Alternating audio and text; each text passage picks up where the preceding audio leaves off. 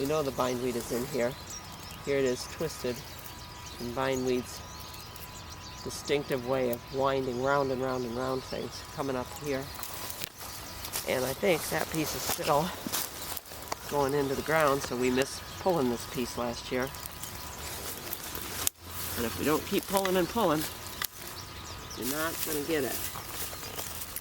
So there it is.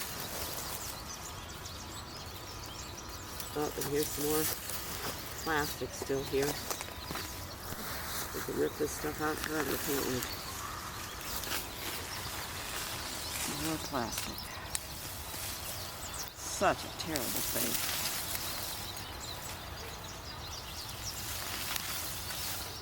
There it is.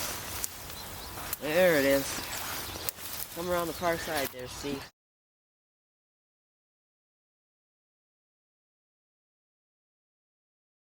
Here's our nemesis, the bindweed. See those thick white roots?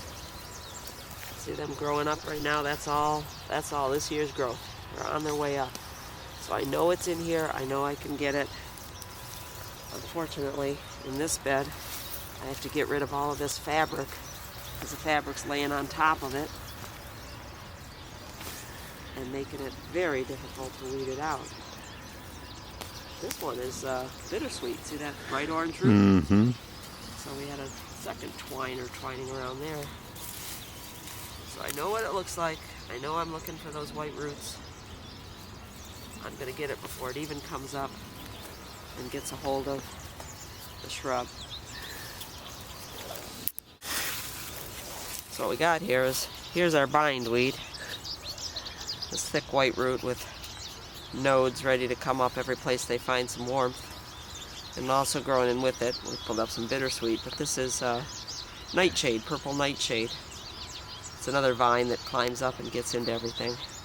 It's got a root, it's in the potato and tomato family, and anybody who pulls up their tomatoes at the end of the year would kind of recognize this look.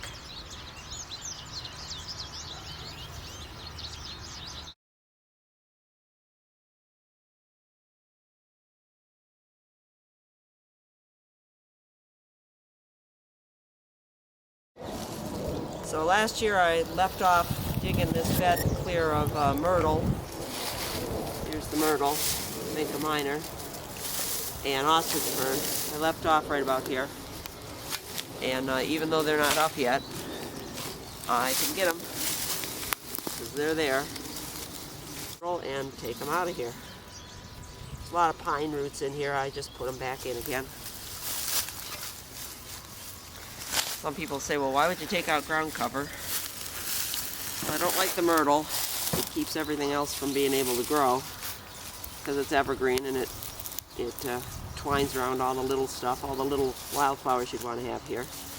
And the ostrich fern, you see it's growing right now. See the green?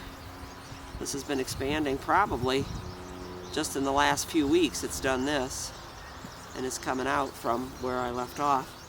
So all of that's going to go out of the bed because ostrich fern, ferns can be nice, certainly can be pretty looking in a garden, but ostrich fern here in this garden where it's dry and under pines is going to every year be totally brown and fall down by August. Looks bad, makes you feel bad, is not what you want to have looking at you in the garden. Dug and lifted all across this line. Now I'm just going to back up and lift the line further back the same way. Just work my way through the whole bed. The neighbor behind me is scoffing. He says, oh, those ferns have been there for 40 years. And I have not said out loud to him, but these ferns have never met anybody like me before.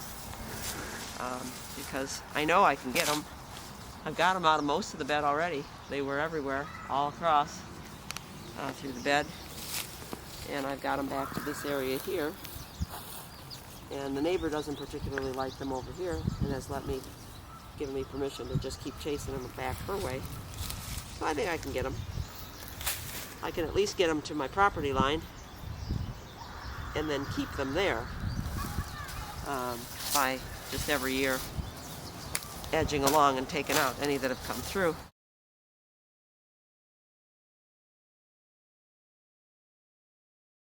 I just would rather have fewer nicer things now in our gardens.